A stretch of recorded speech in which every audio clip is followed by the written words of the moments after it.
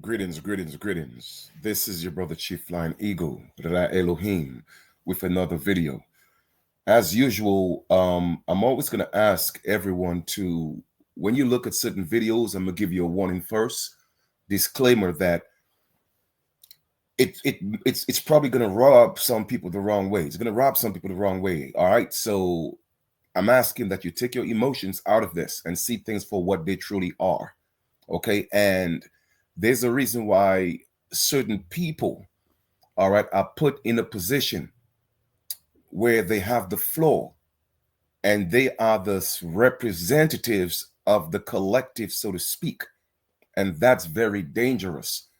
And I keep talking about that. But like I said before, a lot of people are actually missing the message. I'm not saying everybody, but a lot of people are actually missing the message and the fundamental basis from what or the perspective of which I'm coming from, because they're looking at it strictly from an emotional standpoint, and not just emotional, but territorial standpoint. And I'll explain to you what I mean by all of this when we listen to what the young lady is saying. You feel me? Um, I'm gonna narrate what she's saying because her audio is a bit low, but I'm gonna respond to everything that she said. And just look at the contradiction and to a certain extent the hypocrisy of the things that she's actually talking about. All right, so let us get into that. And like I said, take the emotions out of it real quick and just look at it for what it is. All right, let's go. And let me just set up the premise. This is on the floor, and that's one of the I think one of the North Carolina, I think, Democrats, joins the Republicans in support on the vote to override immigrants and must assimilate and acknowledge our laws, etc., etc. Says she was called racist for supporting the HB 318. So you guys could go look into that, but I guess it's dealing with the whole immigration issue, right? So let's listen in. I am a Black American. Get the motion. Thank you, All Mr. right, so we're gonna take it from the very beginning, okay? Speaker. Today is a new day, but I'd like to take a moment to reintroduce each of you. I am ADOS, American Descendants of Slaves. Okay, good. She said, today's a new day. Allow me to reintroduce myself. I am ADOS, American descendant of slaves, right? Now, with that being said, let me explain something. If she has done her genealogy and she has conclusive proof and evidence that she's a descendant of slave from Africa, then yes, she has a right to step on the platform to speak on behalf of her people that came from Africa as slaves. By all means, they deserve to have a floor, deserve to have a voice. But my point is, she's not speaking for everybody who looks like her, because she's under the impression that everybody who looks like her in the United States are actually people who came from Africa as slaves. My question to my listeners is this: where is our voice? Those of us who know we did not come from Africa, who's speaking on our behalf? Because it's dangerous people like her and others of her likeness that's out here speaking the same rhetoric that she's speaking. And they are the ones making decisions. And we're being ganged and associated and classified as Black people, descendants of slaves, because of our complexion. And people don't see the danger and the reason why I go hard. A lot of you don't see it, but I like to break it down. So this is what she's saying so far. Allow me to reintroduce myself. I am ADOS, American descendant of slaves. Let us proceed. I am a Black American. She's a Black American. There's no such thing as a Black American. And that's why I tell people, these people are very dangerous. Because in law, Black means saliviter matus, you're dead in law. You feel me? That's number one. Secondly, if she said that she's a descendant of slave from Africa, she's absolutely correct. That therefore she is black. She's not wrong by saying she's black because based on the United States codes, their census codes and their legal system, if you call yourself black, that means you have origin somewhere in Africa, belong to a racial group in Africa, not tied to any land or original people, just somewhere in Africa. So she's absolutely correct. If she says she's a descendant of a slave from Africa, she's black. But she needs to take away American from that because she's not an American. She's a United States citizen. And when I speak the truth, a lot of you get mad. A lot of you try to attack me because you don't get it. These people are very dangerous. You see, the law is very specific. It's very specific. Their codes are very specific, and they know the difference within the language because she's speaking legalese and she don't know she's speaking legalese. She thinks she's speaking English. So far, she says she's an ADOS, American descendant of slaves or African descendant of slaves, something like that, right? And she said she's black. I agree, because if you're a descendant of a slave from Africa, in the system, in the United States, you are considered black. So I agree with her, but she got to take away American from that. She's not American. She's a United States citizen. Let's proceed. And I am an American. And she said, she reiterated, I am an American. No, you are not. You are a United States citizen because you are black and you are a descendant of slaves from Africa. So you could never be an American. However, you are a United States citizen. Let us proceed. I'm going to present my case in support of House Bill 318, as it is time for my unapologetic truth to be shared with all of you. That's her unapologetic truth to share her opinion, okay, and support of House Bill 318. Okay? First, as a people, we need to recognize that it's not just the numbers that matter, but When she also say when she say as a people, what is she talking about? Black people are not considered the people. So when I tell people once again, they're speaking legalese, they don't know what they are talking about. They think they're speaking English. No, you're speaking legalese. Because if you call yourself black in the United States, therefore you are a person. You are not the people. And therefore you cannot speak for people. And persons cannot speak for themselves. That's why when they go to court, they need representation from a court-appointed attorney. But like I said before, a lot of you are still going to attack me on this because you are emotional and you don't get the dangers of people such as herself. But let us listen some more. also where the immigrants come from and the culture they bring with them to another country. As the social scientists report, all cultures are not equal. Some immigrants come and believe they can function in isolation, refusing to adapt.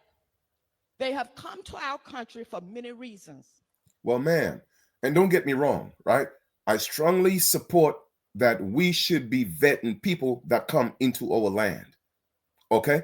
But it should not be on Caucasians and colonizers and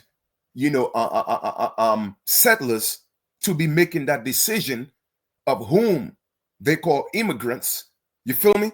While they are allowing South Africans to come in, they are allowing people from Europe to come in. It's an open port for them, but they're targeting certain groups of people.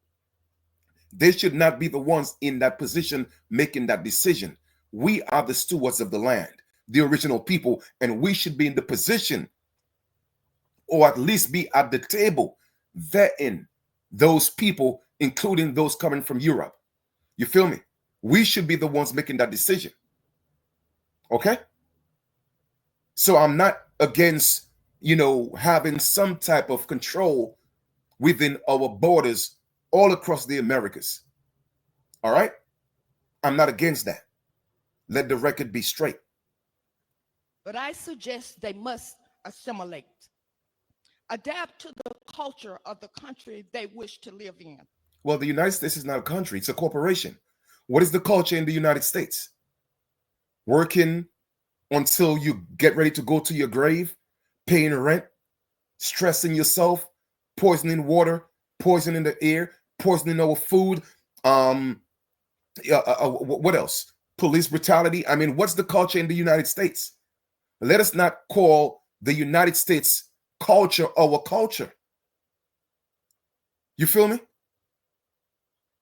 There's a difference between the culture in the United States, and I'm not talking about our people. I'm not talking about our music. I'm not talking about our way of life, our slangs. I'm not talking about that. I'm talking about the culture in the United States. What is the culture in the United States? The corporation has no culture. But some of you may say that's not what she's talking about. She don't know what she's talking about. Because pay attention, listen. No country is going to allow people to come in and not acknowledge its constitution, legal systems, and laws. They will not tolerate it. Constitution, legal system, laws. Well, it's a legal system. And their codes, statutes, and ordinances are not laws. The highest law of the land is the Constitution, I do agree, and the treaties, you feel me? But they don't honor those treaties because look at this, look at the status of our people in our own land in the United States. So they don't honor that. You feel me? We had to be forced to assimilate into the United States legal system. So therefore, at one point, even we, the original people, were immigrants in our own land because why? We were not part of the United States. Does she know what she's talking about?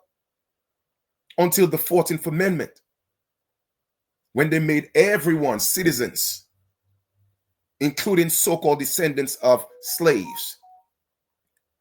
But that included all the original people because we were being taught we came from Africa. So therefore, at one point, we were considered to be immigrants in our own land because we were not part of the United States corporation. And that's why I say these people are very dangerous. Let's listen some more. So, do you think I can go to another country and set up my own rules to live by, use the language I choose, and then tell that country that you must speak my language? As a matter of fact, yes, we are supposed to do that. All the Americas belong to us. We are supposed to be able to go to Jamaica, Trinidad, Haiti, any one of those countries, Puerto Rico, Canada, any one of those countries and set up shop. We have every right to do that as the original indigenous people of the land. But because our countries, okay, and I said countries as in the almost 60 countries in the Americas, we are all colonized. You feel me? And these people have ports within our own land. That's why we need passports to go through our own land, which that shouldn't apply to us. So yes, we have every right to go anywhere in the Americas and set up. But like I said, she's speaking from a colonized, indoctrinated mind. Let us listen some more. That's not going to happen, nor should it. As a country, the United States has been more tolerant than most other countries. Other countries are making it much more difficult to get citizenship. Of course, other countries are making it more difficult because the United States is the biggest corporation on the planet. It's a business. Even with what they are doing right now, it's a business. Okay? Title 28, Section 3002. Title 15, capital A. United States means what? A federal corporation. It's a business. Woman, you have no idea what you're talking about. We have been naive.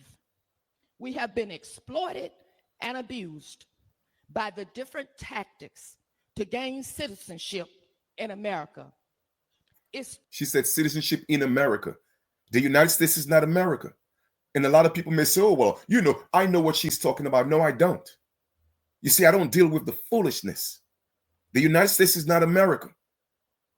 Period. And once again, we have colonizers on our land controlling us and telling us what to do. And those are the people that have the floor, speaking on behalf of people who look like her. because they are giving the impression that all of us who look like her, we came from Africa on slave ships. We are ADOS. But I'm the one being attacked for speaking the truth. Okay, let us rock. Time to wake up. Global migration in the past was not projected to be as it is today. We must establish new rules to address a distinct type of migration that we are facing in our country, state, and cities. It's time to turn the conveyor belt off and adopt a global migration suitable for the times that we're in. And that is not destabilizing our communities. A large number of people entering a country can change it forever. In conclusion, let me share with you all what happens when a woman lawmaker like myself choose to move differently. You hear that? She's a woman lawmaker. Those are the people that's in the highest places making decision that affects all of us, keeping us black, keeping us descendants of slaves from Africa, keeping us citizens of the corporation. But yet still, I'm the one who don't know what he's talking about, right? Okay. Yes, I was degraded for my vote. Yes, I was called racist for my vote. And yes, I was said I was trash. However, I figured it out. They want me to stop elevating my ancestors' history. They want me to be silent in my. So her ancestors' history. All right. Now, when she say her ancestors' history, she's a lawmaker. So I'm going to assume she's speaking for the collective. So therefore, she's saying that our ancestors' history is the history of slaves that came from Africa. Pay attention. My country. They He want said her country. How could it be your country? Then you claim to be ADOS, descendants of slaves from Africa. This is not your country. Your country is in Africa. Whichever one you want to choose a pick, that's your country. Not this right here. This is my ancestral land, not yours. Not yours. It doesn't matter how long an African came from Africa and they came into my ancestral land, they are still African. I don't care if it was 100 years ago. I don't care if it was 200 years ago. I don't care if it was 500 years ago. An African will always be an African. A European will always be a European. An Asian will always be an Asian. You are just an Asian, African, or European born in my land. Don't call it yours. And that's the problem that I'm having. You feel me? me to line up behind their priorities while my people and communities continue to struggle in our country. Mr. Speaker, Lady will suspend momentarily. Members, it's not a kindergarten class. I look up and I see full-grown adults, many of you. Okay, so what's happening now? Some people are having, I guess, some silent or not so silent objection. So the Speaker of the House is setting order. We're going to listen to just a little bit more of that, and then we'll conclude, okay? Senior citizens, and you're clearly trying to make noise like a young child might when they're having to sit in a classroom and listening. So please, you're not doing anything by making these noises. And if the sergeant at arms sees the lady who just was making the noise, the sergeant at arms has the chair's direction to go ahead and remove the lady. Again, folks, please, we're allowing folks on both sides of this issue to speak. If you want to come down here and debate, go run for public office. Thank you. Lady, continue. All right, you hear that? So somebody was objecting, so they asked to remove that individual. And I'm cool with that. If somebody's speaking, at least have the respect. They have the floor and let them speak. When it's your turn, you'll speak. And you heard what he said, right? If you want to come and make changes, why don't you run for office? But the people that are being that are actually running for office, they're the people keeping us black and African American, telling us we are slaves from Africa. Somebody let it make sense. You used to have the floor. thank you, Mr. Speaker. As I was saying, they want me to line up behind their priorities while my people and communities continue to struggle in our country. Is this not your country? This is my country. Ma'am, it is not your country. You're from Africa. It is not your country. Imagine our people going into Africa telling Africans that it's our country.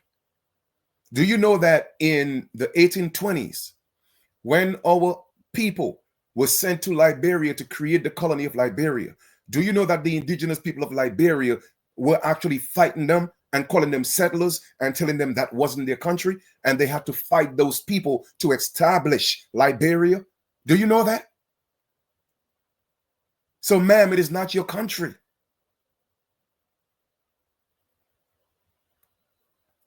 With the good and the not so good, this is my country, tears of thee. Now, if you want to adapt to my country, not What is the difference between her and the colonizers saying that our country, our land is theirs? What is the difference? And that's the bias that I show people in themselves. You feel me? They will attack me for saying what I say and support her. You feel me? And they got their reasons. Like I said, I always know the reasons. However, they will not attack the colonizers the way they attack me, speaking for my land. She's a colonizer like everybody else. She's a settler like everybody else, regardless of whether she came by her free will or she came as a slave or not. The bottom line is you were not from this landmass.